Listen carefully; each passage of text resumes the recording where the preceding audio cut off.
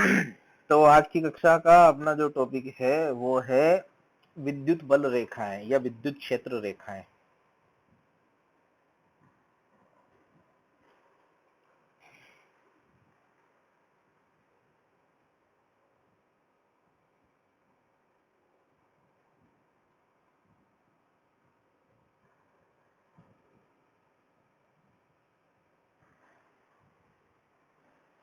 करें चालू। चलिए, तो विद्युत बल रेखा, इलेक्ट्रिक लाइन ऑफ फोर्सेस, ठीक है, या विद्युत क्षेत्र रेखाएं भी बोल सकते हो उसको। तो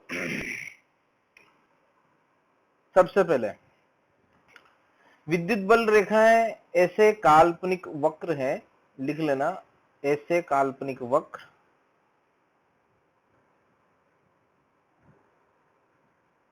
वक्र जो किसी स्थान पर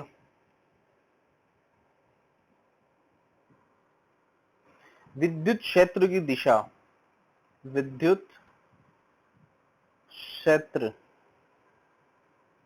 की दिशा को निरूपित करते हैं,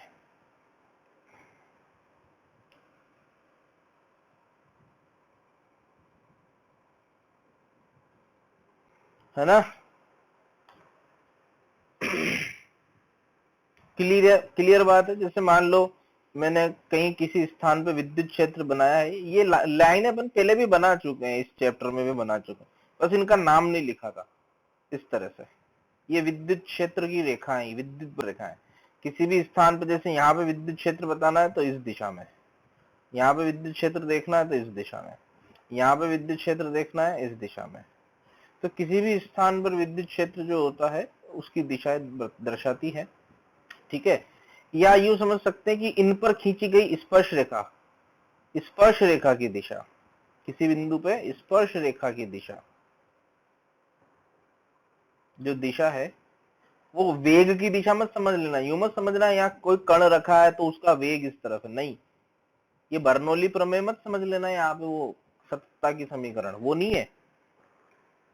स्पर्श रेखा की दिशा मतलब विद्युत क्षेत्र की दिशा, या हाँ, बल की दिशा भी नहीं, क्योंकि नेगेटिव अगर चार्ज रख दिया तो बल उल्टा लग जाएगा, इसलिए विद्युत क्षेत्र की दिशा, है ना, पर रहेगा स्पर्श रेखा ही।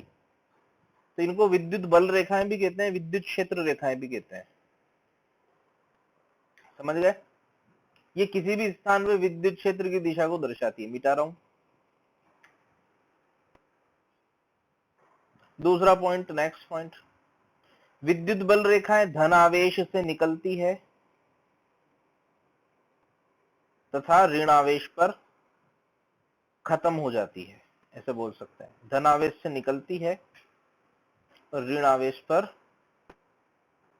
खत्म होती है, इस तरह से। ऋण आवेश पर एंड होती है, ये इनका एंड पॉइंट ऋण आवेश होता है। ये दो आइसोलेटेड बनाए मैंने, है ना, दोनों आइसोलेटेड है, आइसोलेटेड है दोनों के दोनों, इस तरह से।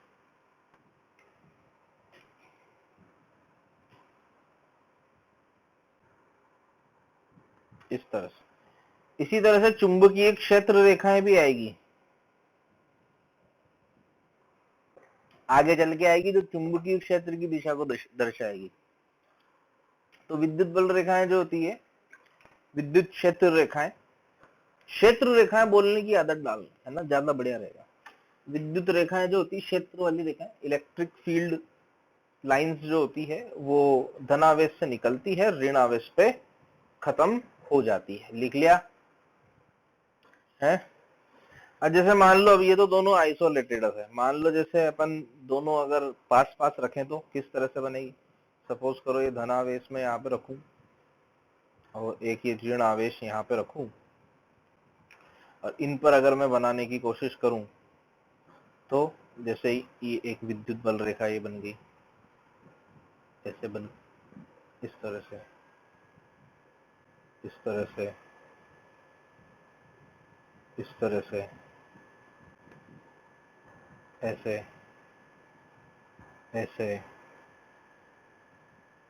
हाँ वो घूम के आएगी लंबा। जरूरी नहीं है कि सारी आवे ही सही, निर्भर करेगा आवेशों के अनुपात पे। जरूरी नहीं जो प्लस से निकली हो माइनस पे पहुंचे ही पहुंचे, हो सकता है अनंत पे जाके खत्म हो जाए, अनंत पे भी चल जाती है ना। निर्भर करेगा आवेशों के अनुपात पे, बताऊंगा अभी आगे।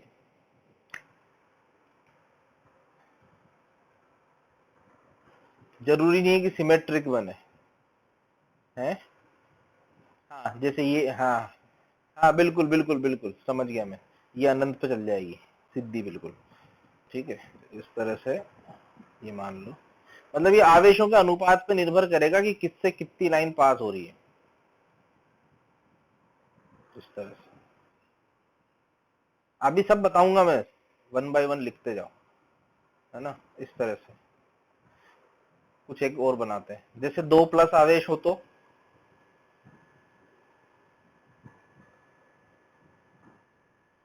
कोशिश करो ये 2 प्लस आवेश हो,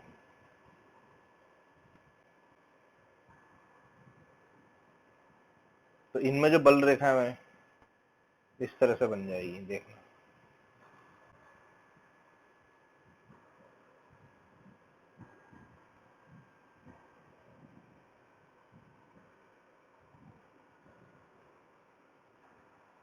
इस टाइप से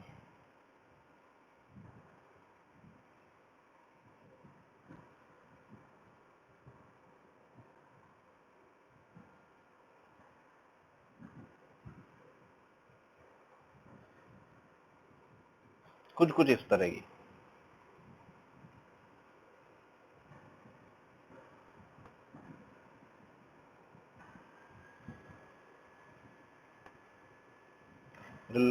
लैपटॉप का दिमाग गर्म हो रहा भयंकर बड़ा, है ना। तो इस तरह से नेगेटिव, अगर दोनों नेगेटिव होते तो दोनों पास इस तरह से, है ना।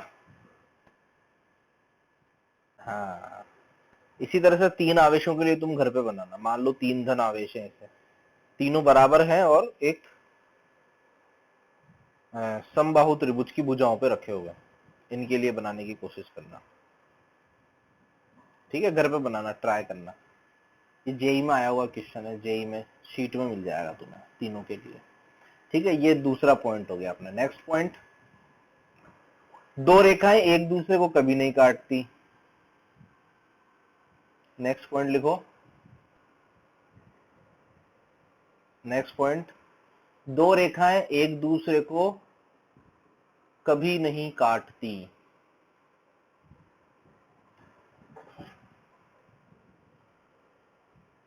2 रेखाएं एक दूसरे को कभी नहीं काटती,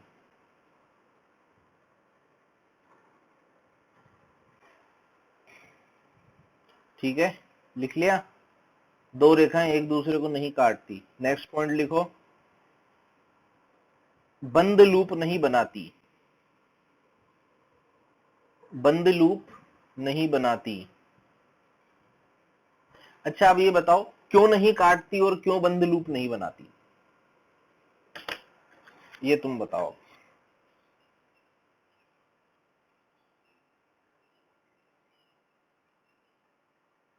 तो स्टार्ट हो गया तो यहां भी खत्म हो रही है ना, बंद में भी। हम्म, देखो मैं समझाता हूं, अच्छे से एक्सप्लेनेशन देता हूं।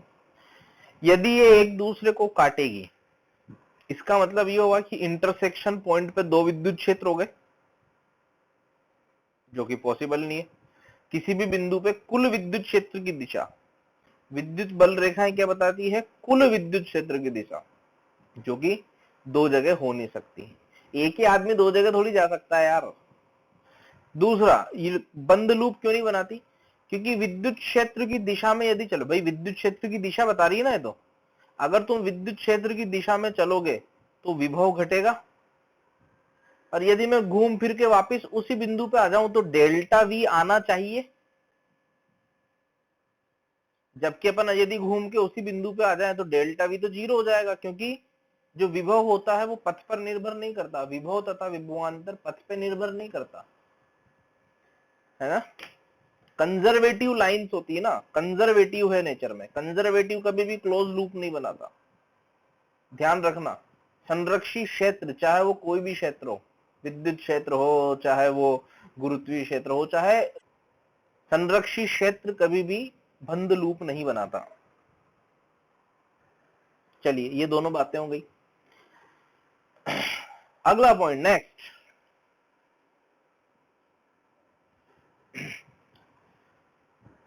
नेक्स्ट पॉइंट, किसी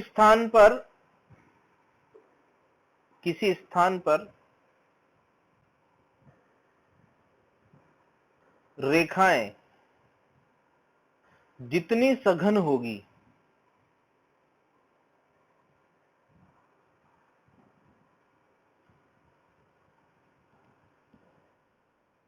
अरे विरल कहां से हो जाएगी, उतना ही अधिक विद्युत क्षेत्र का उतना अधिक विद्युत क्षेत्र का परिमाण होगा, उतना अधिक विद्युत क्षेत्र का परिमाण होगा। ठीक है, मान लो कि ये, मान लो मैंने कुछ बल रेखाएं बनाई,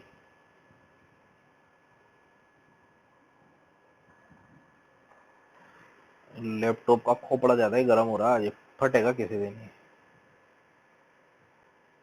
मान लो कि ये कुछ, अरे एसी वैसी कुछ नहीं लगता इसके, खोपड़ा जब गर्म होता है ना, जब एसी फेल हो जाता है, एसी को गर्मी लगने लग जाती है फिर हमारे। चलिए दो बिंदु बनाता हूं, एक बिंदु ये है ए और दूसरा बिंदु ये है बी। चलो बताओ कहां पे विद्युत क्षेत्र ज्यादा है? बी पर ज्यादा है। क्यों? क्योंकि सघन जहां पे ज्यादा, वहां पे क्षेत्र का परिमाण ज्यादा, उसकी तीव्रता ज्यादा। कहने का मतलब ये है, दिशा तो अपन, इसकी रेखा की दिशा तो डायरेक्शन पता चल जाएगी, मतलब एरो बताएगा अपने को डायरेक्शन, और सघनता बताएगी उसका परिमाण है। तो विद्युत क्षेत्र कहां पे जाता है ज्यादा, परिमाण में ज्यादा कहां है? बी पर। चलो अब बताओ विभव ज्यादा कहां पर है? विभव का बताओ, ए पर विभव ज्यादा है कि बी पर विभव ज्यादा है? सोच के बताओ।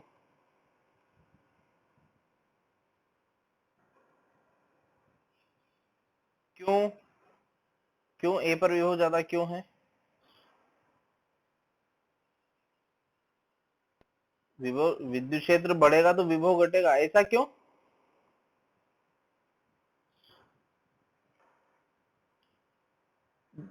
अरे मैं तो देख ही लूंगा, तुम देखो। क्षेत्र की दिशा में चलने पर, क्षेत्र की दिशा में चलने पर विभव घटता है। हाँ, क्षेत्र की दिशा में चलने पर विभव घटता है। बूझे? हाँ बस वो मैं समझ गया था, वैसे तुम जो कहना चाह रहे थे मैं समझ गया था, पर मैं एग्जैक्टली यही सुनना चाहता था तुमसे कि क्षेत्र की दिशा में चलता है, एग्जैक्टली मैं ये सुनना चाहता था। कोई बात नहीं, अब बीच में तो सभी तुम बोलते हो एक दूसरे के। चलिए नेक्स्ट पॉइंट, अगला पॉइंट, किसी आवेश से निकलने वाली रेखाओं की संख्या, किसी आवेश से निकलने वाली रेखाओं की संख्या, किसी आवेश से निकलने वाले रेखाओं की संख्या उस आवेश के समानुपाती होती है। इस बात को अपन ऐसे भी समझ सकते हैं कि भाई यदि आवेश को दुगना कर देंगे तो विद्युत क्षेत्र किसी भी स्थान पे दुगना हो जाएगा, विद्युत क्षेत्र दुगना हो जाएगा यानी कि रेखाओं की संख्या डबल हो गई, तभी तो दुगना हुआ ना, उनकी सघनता बढ़ गई, है ना। तो इस कंसेप्ट का इस्तेमाल यहाँ पे होता है। जैसे मान लो प्लस आवेश है, ये कोई माइनस आवेश है, मान लो मैं यहाँ पे इस तरह से कुछ रेखाएं बनाता हूँ, एकदम चित्र पे ध्यान देना।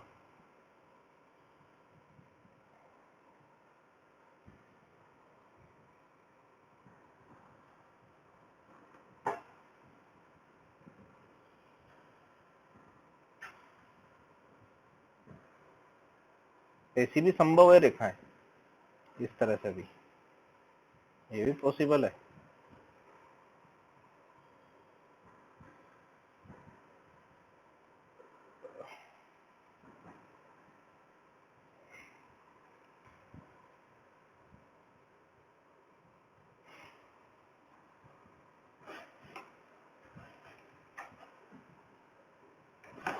जैसे मान लो मैंने ऐसा कोई चित्र बनाया, ठीक है।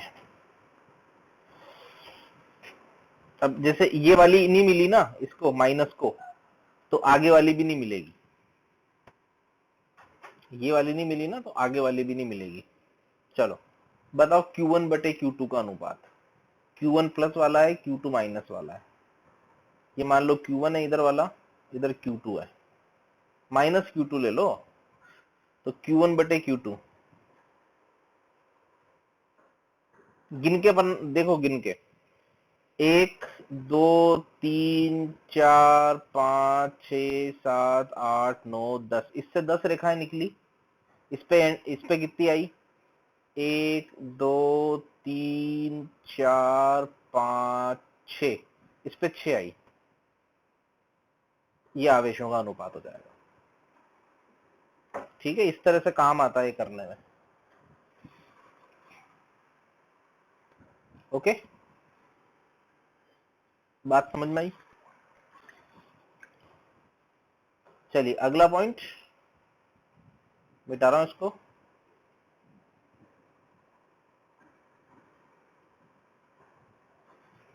मिटा दूं?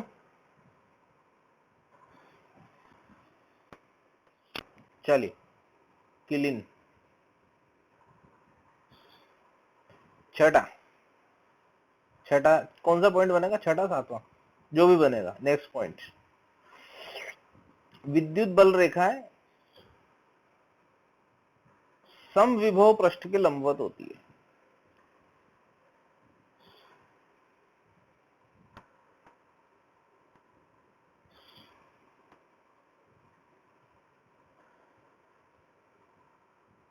क्या समझाने की जरूरत है? क्यों?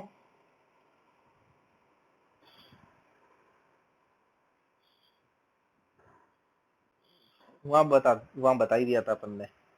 चलिए अगला एक पॉइंट और, चालकों में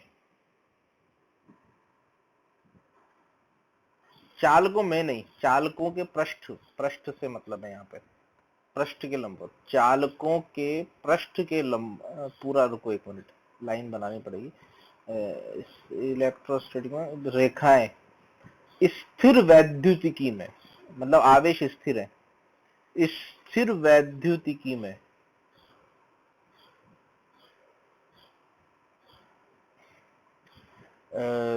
रेखाएं चालक के पृष्ठ के लंबवत होती है। ये चालक में समझाऊंगा क्यों, चालक में समझाऊंगा मैं, है ना। ये अपन बताएंगे चालक में। चलिए आगे बढ़े। विद्युत फ्लक्स, इन्हीं रेखाओं से संबंधित कंसेप्ट आता अपने फ्लक्स। विद्युत फ्लक्स पढ़ा था कभी बचपन में?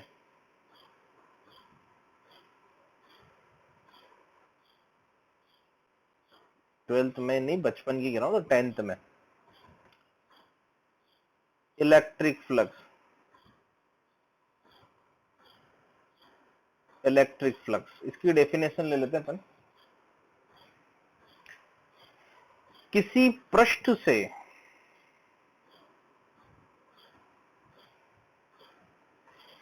गुजरने वाली, अच्छा जैसे विद्युत फ्लक्स होता है वैसे ही चुंबकीय फ्लक्स भी होगा, वो वहां पे बताऊंगा फिर मैं तुम्हें। गुरजने हो गया तो किसी पृष्ठ से गुजरने वाली मतलब आर पार होना चाहिए, आर पार। जैसे सुई धागा नहीं होता, सुई धागा, सिलाई मशीन देखी तुमने? तो सिलाई मशीन में वो सुई जैसे अंदर बार जाती, तो जितनी भी बार धागा वो अंदर लेके जाएगी उतनी बार वो फ्लक्स गिनाएगा। होता है ना, जैसे मान लो ये कपड़ा है, सपोज करो कपड़े का किनारा है, तो इसमें सुई से अपन ने ऐसे एंटर करी, फिर इधर से निकाला, फिर एंटर करा, फिर इधर से निकाला, तो जितनी भी बार ये धागा अंदर जाएगा वो फ्लक्स गिनाएगा अपने, ठीक है, इस तरह से। या वो स्पाइरल कॉपी देख लो तुम्हारी, उसमें जितनी बार एंटर, हाँ जितनी बार वो पृष्ठ के अंदर जा रही है उतनी बार ही, क्योंकि दूसरी बार वो बाहर से निकल रही है, पृष्ठ यहीं पे है तुम्हारा, अंदर गई फिर बाहर फिर अंदर, हर बार एक ही साइड से एंटर कर रही हो, देखो ध्यान से। तो अगर इस तरह से सिलाई हो रही है तो उसमें फ्लक्स आएगा। पर अगर मान लो तुम्हारी सिलाई इस तरह से है, मान लो तुम्हारी सिलाई इस तरह से है, जैसे मान लो ये तुम्हारा कपड़ा है, इधर से सुई अंदर डाली, इधर से बाहर निकाली, फिर इधर से अंदर डाली, फिर इधर से बाहर निकाली, फिर अंदर से अंदर डाली, फिर इधर से बाहर निकाली, तो एक ही तरफ से अंदर डाल रहे हैं, उसी तरफ से वापस बाहर आ रही है सुई, तो धागा अंदर भी गया, उसी फेस से बाहर आ गया। तो बताओ इसमें फ्लक्स एक बार प्लस एक बार माइनस, एक बार प्लस एक बार माइनस। तो किसी पृष्ठ से गुजरने वाली रेखाओं की संख्या,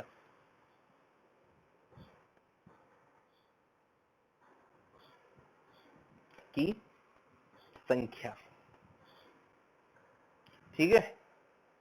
तो सुई धागे का एग्जाम्पल मस्त है ना, फ्लक्स कहलाता है, विद्युत फ्लक्स कहलाता है। अब रेखाएं, अगर विद्युत रेखाएं हैं, अगर विद्युत रेखाएं हैं तो विद्युत फ्लक्स होगा, चुंबकीय रेखाएं हैं तो चुंबकीय फ्लक्स होगा, सुई धागा है तो धागा फ्लक्स होगा, है ना, समझ गए बात को? विद्युत फ्लक्स कहलाती है। डेफिनेशन लिख ली, ये तो इसकी फिजिकल डेफिनेशन है। अब मैथमेटिकली क्या होता है ये, भाई वास्तविकता में से रेखाएं थोड़ी कोई होती है ना, दिखती, काल्पनिक होती, दिखती थोड़ी है भाई। भाई ये रहा देखो विद्युत क्षेत्र, इसमें देखो ये रही रेखाएं, ऐसा थोड़ी रहा। कभी देखा गुरुत्वीय रेखाएं देखी तुमने? ऐसा कुछ नहीं होता, ठीक। मान लो कि किसी स्थान पर कोई विद्युत क्षेत्र है, इस तरह से मान लो कोई विद्युत क्षेत्र है देखा नहीं, पर एक्सपेरिमेंट तो किए ना, एक्सपेरिमेंट किए हैं ना, किए कि नहीं किए फिर? तो इसी तरह से देखो, फ्लक्स का जो कंसेप्ट है वो कुछ चीजों को समझने के लिए आया है। फ्लक्स का जो कंसेप्ट आया है वो कुछ समझने के लिए, कुछ चीज डिफाइन करने के लिए वो चीज आई है, ये ना। भाई रेखाओं को डिफाइन किया फ्लक्स समझने के लिए, नहीं तो फ्लक्स समझ में ही नहीं आएगा। इस तरह से अपन ने क्या किया, काल्पनिक रेखाएं डिफाइन कर ली। तो सपोज करो ये अपना फ्लक्स है, मतलब ये क्षेत्र है, इसमें ये अपना, ये इस तरह से, ये कोई मतलब थोड़ा 3D में बनाने की कोशिश कर रहा हूं मैं, ये कोई प्लेन है। मान लो कि यहाँ पे मैंने एक छोटा सा क्षेत्रफल ले लिया डीए का, ठीक है, और ये डीए का जो एरिया सदिश है, ए वेक्टर, ये इस तरफ है मान लो। सबसे पहले ए सदिश, क्षेत्रफल सदिश, कभी सुना इसका नाम, क्षेत्रफल सदिश का? बताओ।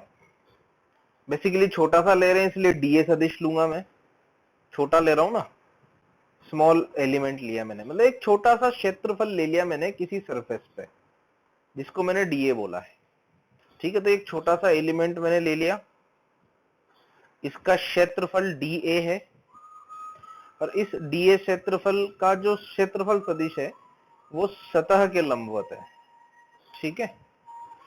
मान लो कि विद्युत क्षेत्र यहाँ पे इस तरफ है ई, ये वाला, यहाँ एक मैंने डबल, ये इसी डायग्राम को मैंने यहाँ बनाया, ये कोण है मान लो थीटा। तो डीए सदिश जो होता है ना, जो डीए सदिश होता है ना, अरे रुक तो सही, जो डीए सदिश होता है वो क्षेत्रफल सदिश होता है। और सबसे चीज यहाँ समझने की बात यह है कि देखो क्षेत्रफल सदिश राशि नहीं है, वास्तविकता में क्षेत्रफल को सदिश थोड़ी होता, तो क्षेत्रफल है, वो सदिश राशि थोड़ी होती है। पर क्षेत्रफल सदिश से मतलब है, क्षेत्रफल सदिश से मतलब है एक ऐसा सदिश जिसका परिमाण उस क्षेत्रफल के बराबर है तथा दिशा सतह के लंबवत है ना? समझना बात को। ये बच्चों को बहुत बड़ा कंफ्यूजन रहता है, तुम्हें पता नहीं, अभी तो नहीं आया, आ जाएगा। पर सर क्षेत्रफल तो सदिश होता ही नहीं है, क्षेत्रफल तो हमने कभी सदिश पढ़ा ही नहीं, आपने कैसे क्षेत्रफल को सदिश बता दिया? क्षेत्रफल सदिश से तात्पर्य एक ऐसा सदिश जिसका परिमाण उस टुकड़े के बराबर है, वो जो टुकड़ा अपन ने लिया है उसके क्षेत्रफल के बराबर है, और उसकी दिशा यानी कि उसका एकांक सदिश उस क्षेत्रफल सदिश, मतलब वो जो सतह है ना, समतल सतह, उस समतल सतह के अभिलंब की दिशा में है। मतलब क्षेत्रफल सदिश की जो दिशा होगी वो अभिलंब की दिशा में होगी, और क्षेत्रफल सदिश का जो परिमाण होगा उस टुकड़े के क्षेत्रफल के बराबर होगा। मेरा गला दर्द बहुत हो रहा है। तो डीए जो है अपना क्षेत्रफल सदिश है, छोटा है तो छोटा क्षेत्रफल सदिश है। ओके, चलो अब नेक्स्ट अपन बात करते हैं फ्लक्स की। फ्लक्स की जो डेफिनेशन है, तो इस छोटे से क्षेत्रफल से जो फ्लक्स कहलाएगा उसको अपन बोलेंगे डी फाई। ये हो जाएगा ई डॉट डी ए, उस जगह पे विद्युत क्षेत्र और डीए वेक्टर। कहीं कहीं पे एस भी लिखते हैं, हो सकता है तुम्हें किसी किसी किताब में डीए की जगह डीएस दिखाई दे। एस मतलब सरफेस एरिया है, ठीक है, कहीं कहीं पे एस भी दिखाई दे सकता है, कोई बड़ी बात नहीं है उसमें। फ्लक्स को फाई से डिनोट किया जाता है और ये इसकी परमानेंट डेफिनेशन है। चुंबकीय क्षेत्र में जब तुम लिखोगे तो चुंबकीय क्षेत्र में इस विद्युत क्षेत्र की जगह चुंबकीय क्षेत्र आ जाएगा, यही तो फर्क पड़ेगा, है ना? चलिए तो बताओ, ये डॉट प्रोडक्ट है, डॉट प्रोडक्ट है। अगर मुझे कुल फ्लक्स निकालना हो तो मैं क्या करूंगा? समाकलन एलिमेंट लेके, सुविधा अनुसार और आवश्यकता अनुसार जैसे भी अपने को एलिमेंट लेना है वैसे लेंगे अपन यहाँ पे। चलिए बताओ, अदिश राशि है कि सदिश?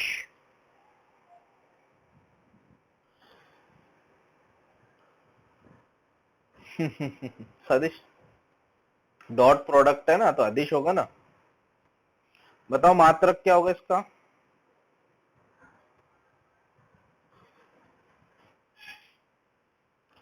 न्यूटन मीटर स्क्वायर प्रति कूलम। वैल्यू डालो ना, ये हो जाएगा न्यूटन प्रति, ये न्यूटन प्रति कूलम और ये मीटर स्क्वायर, तो न्यूटन मीटर स्क्वायर प्रति कूलम, जिसको गॉस कहते हैं। इसका मात्रक जो होता है ना, इसको बोलते हैं gauss, GAUSS, gauss, newton metre square पर कूलम, इसको बोलते हैं गॉस। गाउस कहीं कहीं हिंदी में लिखते हैं, गाउस, है ना, गाउस ही लिखते हैं शायद, ठीक है। कहीं कहीं ऐसा भी हो सकता है तुम्हें दिखे, गाउस, गाउ, वो छोटा बड़ा, गॉस, गॉस, तो ये आएगा ना गॉस, ये तो गास हो गया, गॉस, गॉस, ऐसा भी हो सकता है दिख जाए, समझ गए ना तुम तो। चलिए चलिए, तो गाउस फिजिक्स पढ़ रहा है, चलिए, तो गाउस इसका मात्रक होता है। ओके, तो रेखाओं की संख्या ध्यान रखना, ठीक है। जैसे मान लो, और समझाता हूं तुम्हें, जैसे मान लो ये कोई विद्युत क्षेत्र है, ठीक है, ये कोई विद्युत क्षेत्र है, एक समान विद्युत क्षेत्र मान लो, ठीक है, ई विद्युत क्षेत्र, एक समान विद्युत क्षेत्र। इसमें एक डिस्क मैंने ले ली, डिस्क, ठीक है, डिस्क या रिंग कुछ भी,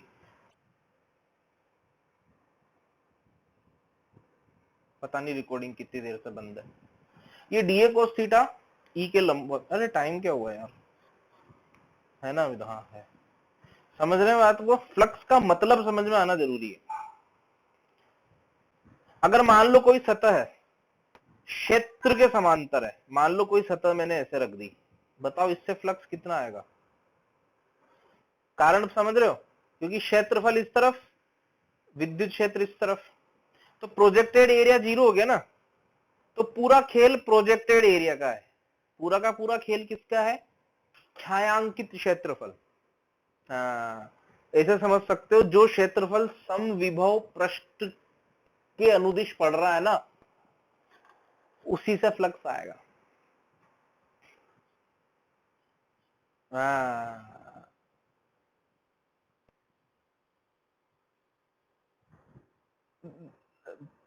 अरे फॉर्मूले से भी प्रूव करेंगे भी आगे, रुक तो सही, तू शांति रख थोड़ी सी।